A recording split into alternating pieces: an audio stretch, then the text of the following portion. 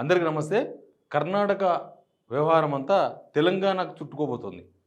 కర్ణాటకలో ఏం జరిగింది? తెలంగాణలో ఏం చేయబోతున్నారంటే, కర్ణాటకలో అక్కడ ముఖ్యమంత్రి సిద్ధరామయ్య ఆయన పైన ముడా కేస్ అంటే మైసూర్ అర్బన్ డెవలప్మెంట్ అథారిటీకి సంబంధించిన కేసు మీకు అందరికీ తెలుసు. అక్కడ ఏం జరిగింది? అక్కడ వాళ్ళ భార్య పేరు మీద, వాళ్ళ భార్యకు సంబంధించిన భూమి ఎక్కడనో ఒక దగ్గర పనికిరాని భూమి ఉంటే, ఆ పనికిరాని భూమిని గవర్నమెంట్ హ్యాండ్ ఓవర్ చేసుకొని ఇక్కడ ఎక్కడైతే కోట్ల రూపాయల వాల్యూ ఉంటుందో అక్కడ 4.5 ఎకరాల భూమిని సేమ్ వాల్యూ అక్కడ ఎంత ఎన్ని ఎక్స్టెంట్ అంటే ఎన్ని ఎకరాల భూమిని ప్రభుత్వం స్వాధీనపరుచుకుందో ఇక్కడ ప్రభుత్వం సేమ్ అంతే భూమిని సిద్ధరామయ్య భార్య పేరు మీద రిజిస్ట్రేషన్ ప్రభుత్వం. అక్కడనేమో వాల్యూ లేని భూమి, ఇక్కడనేమో వాల్యూ ఉన్న భూమి. అదే ముడా కేసు. ఈ ముడా కేసులో మీకు తెలిసిన పెద్ద డెవలప్మెంట్ మీకు తెలుసు. ఆల్రెడీ గవర్నర్ దీనిపైన విచారించడానికి అనుమతి ఇచ్చిండ్రు. దానిపైన సిద్ధరామయ్య కోర్టుకు పోయినరు, హైకోర్టుకు, కర్ణాటక హైకోర్టుకు పోతే అక్కడ విచారణ జరిగింది. విచారణ జరిగి ఈయన వేసిన పిటిషన్ కొట్టేసింది. సిద్ధరామయ్య నన్ను విచారించేందుకు గవర్నర్ ఇచ్చిన అనుమతిని రద్దు చేయాలని చెప్పి కోర్టుకు పోయినరు. ఆ పిటిషన్ని హైకోర్టు కొట్టేసి లైన్ క్లియర్ చేసింది. ఇప్పుడు పోలీసులు సిద్ధరామయ్యను విచారించుకోవచ్చు. సరే, ఆయన మళ్ళీ సుప్రీంకోర్టు పోతే అక్కడేం జరుగుతుంది తర్వాత విషయం. ఇప్పటివరకు ఉన్న స్టేటస్ అయితే కర్ణాటక హైకోర్టు ఆల్రెడీ ఆ పిటిషన్ కొట్టేసింది కాబట్టి ఇది కర్ణాటక ముఖ్యమంత్రిని విచారించేందుకు ఇది ఒక రూట్ క్లియర్గా కనిపిస్తుంది. అయితే సేమ్ కేసు ఇక్కడ ఉన్న కేసు కూడా సేమ్ కేసు. ఇక్కడేం కేసు మొన్ననే బయటకు వచ్చింది కదా, 8,888 కోట్లకు సంబంధించిన వ్యవహారం. దానిలో ఆల్రెడీ 1,134 కోట్లకు సంబంధించిన ఫస్ట్ విడత, దానిలో పార్ట్స్ ఉన్నది కాంటాక్టు. దాంట్లో ఫస్ట్ విడతకు వచ్చింది అదే అమృత్ 0.2. అమృత్ 0.2 అంటే సెంట్రల్ గవర్నమెంట్కి సంబంధించిన స్కీమ్. అది సెంట్రల్ గవర్నమెంట్ స్కీమ్లో పట్టణాలు ముఖ్యంగా పట్టణాల్లో అర్బన్ ఏరియాలలో టౌన్లలో మంచినీళ్ళు ప్లస్ మురుగునీరు వ్యవస్థను డెవలప్ చేయడానికి ఆ నిధులు ఉపయోగించుకుంటారు. దానిలో ఏం జరిగిందో మీకు తెలుసు. ఒక పెద్ద కంపెనీని ముందర చూపించి పెద్ద కంపెనీని చూపించి దాంతో కొలాబరేట్ చేసుకున్నట్టుగా ఇక్కడ శోధా ఇంజనీరింగ్ ప్రైవేట్ లిమిటెడ్ అనే ఒక కంపెనీని అటాచ్ చేసింది. ఆ శోధా ఎవరిదో కూడా ఆల్రెడీ కాంగ్రెస్ వాళ్ళే చెప్తున్నారు. ఎవరిది అని అంటే రేవంత్ రెడ్డి వాళ్ళ బామారిది సృజన్ రెడ్డికి సంబంధించింది. సేమ్ కర్ణాటక ముఖ్యమంత్రి అక్కడ ఆయన కుటుంబ సభ్యులకు ఎట్టయితే లబ్ధి చేకూర్చిండ్రో ఇక్కడ కూడా ఆయన కుటుంబ సభ్యులకు, రేవంత్ రెడ్డి కుటుంబ సభ్యులకు లబ్ధి చేకూర్చిన స్కీమ్ ఇది. ఈ స్కీమ్లో ఇప్పటిదాకా ప్రభుత్వం స్పందించలేదు. నిజానికి ఇంత పెద్ద ఆరోపణ వచ్చినప్పుడు ప్రభుత్వం నుంచి అధికారికంగా రెస్పాన్స్ కావాలి. కేవలం ఇది పొలిటికల్ కౌంటర్ల కోసమో లేకపోతే పొలిటికల్ రెస్పాన్స్ కోసమో కాదు. మంత్రి పొంగులేటి శ్రీనివాసరెడ్డి ప్రెస్ మీట్ పెట్టి ఆయన పొలిటికల్ ఆరోపణలు మాత్రమే ఖండించండు, పొలిటికల్ లైన్లోనే నడిపించండు. కానీ అది కాదు ఇక్కడ కావాల్సింది. ఆయన బామాడిదికి అది దక్కిందా లేదా, దక్కితే ఎట్లా దక్కింది, ఒకవేళ వీళ్ళు ఆ పెద్ద కంపెనీనే చూపించగలిగితే ఆ పెద్ద కంపెనీ 20% వరకు మాత్రమే ఎందుకు చేస్తున్నది, 80% వరకు 2.5 కోట్ల విలువ మాత్రమే ఉన్న 2.5 కోట్ల ట్రాన్సాక్షన్స్ మాత్రమే ఉన్న ఈ కంపెనీకి శోధా కంపెనీకి ఎట్లా ఇచ్చిండ్రు అనేది ఒక పెద్ద క్వశ్చన్. దీనిలో ప్రజల్లో కూడా చాలా అనుమానాలు, చాలా చర్చలు దారితీసినాయి, చాలా అనుమానాలు కూడా రేకెత్తుతున్నాయి. కేవలం రేవంత్ రెడ్డి బావమరిది సూదిని ఉన్నాడు కాబట్టి ఆయన కోసం ఈ కాంటాక్ట్ జరిగిందా, సృజన్ రెడ్డి కంపెనీ టార్గెట్గా ఇక్కడ కేవలం సృజన్ రెడ్డికి లబ్ధి చేకూర్చాలన్న కోణం తప్పితే మిగతా యాంగిల్ ఏముంది ఇక్కడ? అట్లాంటి వాళ్ళు చాలామంది ఉన్నారు. మన దగ్గర ఒక కాంట్రాక్టర్ ఒక ఇల్లు కడితేనే దాదాపు 2.5 కోట్లు ఖర్చు అవుతుంది. మరి ఆయన పెద్ద కాంట్రాక్టర్ కింద 1,000 కోట్ల రూపాయల కాంట్రాక్ట్ ఇవ్వగలమా? ఇవ్వలేం. కానీ కేవలం రేవంత్ రెడ్డి దగ్గర బామర్ది కాబట్టి సృజన్ రెడ్డికి అవకాశం దక్కింది. కాబట్టి ఇక్కడ కూడా సేమ్ ఆయన కుటుంబ సభ్యులకు, ఆయన బంధువులకు లబ్ధి చేకూరింది ఇక్కడ కూడా. అట్లాంటి కేసులు చాలా సీరియస్గా పరిగణింపబడతాయి. ఇప్పుడు కర్ణాటక ముఖ్యమంత్రి సిద్ధరామయ్య కేసులో అదే విషయం. ఆల్రెడీ అక్కడున్న ఒక వాల్మీకి స్కామ్ గురించి మీకు తెలుసు. కర్ణాటకలో వాల్మీకి స్కామ్ ఇక్కడ మెడగ చుట్టుకుంటుందా అని ఒక చర్చ ఒకటి నడుస్తుంది. అక్కడ సిద్ధరామయ్య కనుక రాజీనామా చేపిస్తే ఆ ఎఫెక్టు ఇక్కడ తెలంగాణ సీఎం రేవంత్ రెడ్డి పైన ఉంటుందని ఆల్రెడీ అక్కడున్న ఒక మంత్రి సతీష్ అని ఒక మంత్రి ఓపెన్గా చెప్పేస్తున్నారు. ఇప్పుడు కాంగ్రెస్ ఉన్న ఇష్యూ కూడా అదే.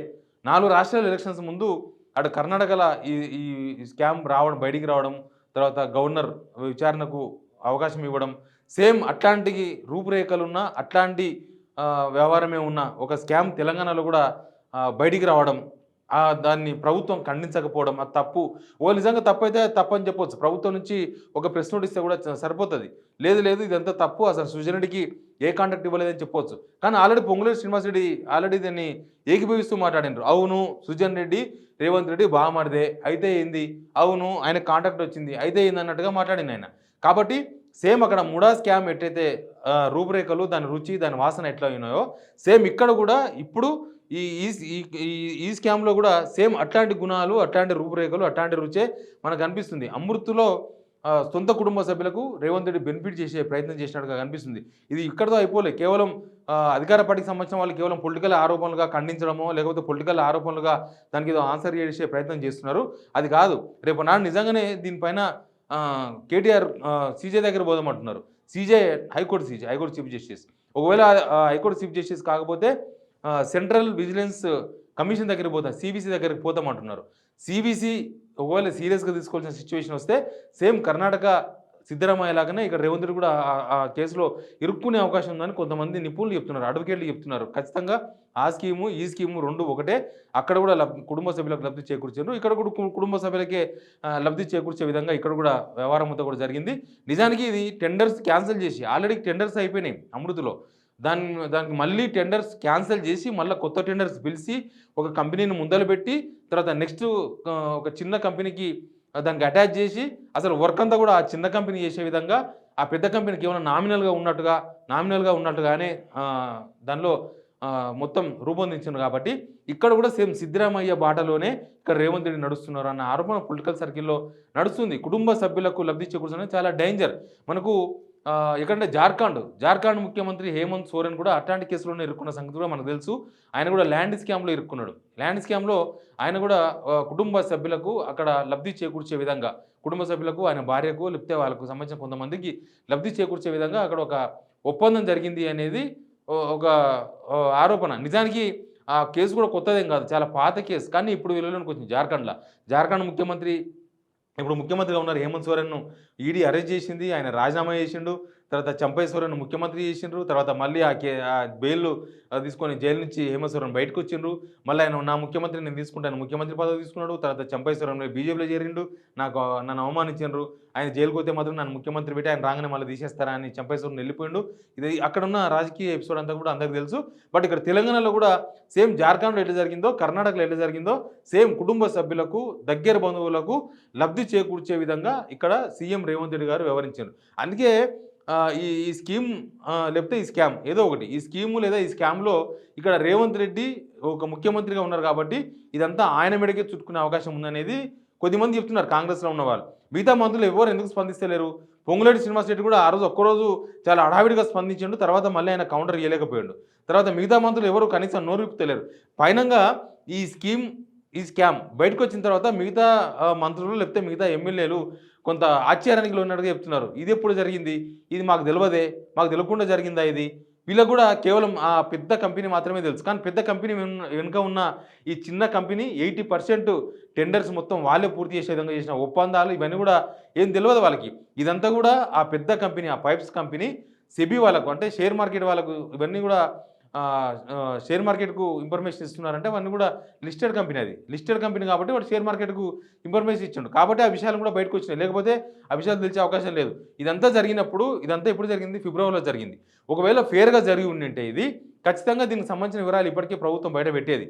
ఫేర్గా జరగలేదు అనే అనుమానాలు వచ్చే విధంగా ఫిబ్రవరిలో జరుగుతాయి. ఇప్పటిదాకా ఆల్మోస్ట్ ఫిబ్రవరి నుంచి ఇప్పటికీ దాదాపు 6 months అయిపోయింది. ఈ 6 monthsలో దీనికి సంబంధించిన టెండర్ల విషయం కానీ ఆయన సొంత బామారిది, దగ్గర బామారిది, ఆయన పెద్ద దూరం బామారిది కాదు, సుజన్ రెడ్డి అనే వ్యక్తికి ఆ 80% ఆ స్కీమ్ అమృత్ స్కీమ్ సంబంధించిన కాంట్రాక్ట్ ఇచ్చిన విషయము ఇప్పటిదాకా కనీసం సొంత పార్టీలో ఉన్న వాళ్ళు కూడా తెలియకుండా మేనేజ్ చేశారంటే దీనిలో something going on. Same Karnataka జరిగినట్టు, జార్ఖండ్లో జరిగినట్టు కూడా ఈ కేసులో జరిగిందన్న ఒక అనుమానాలు, చర్చలు అయితే జరుగుతున్నాయి. బట్ ఏం జరుగుతుందో తెలియదు. మనకు పక్క రాష్ట్రాల్లో సేమ్ టైప్ ఆఫ్ కేసులు జరిగినప్పుడు మన తెలంగాణలో కూడా అట్లాంటి కేసు ఉన్నప్పుడు దాని మీద చాలా చర్చలు జరుగుతూ ఉంటాయి.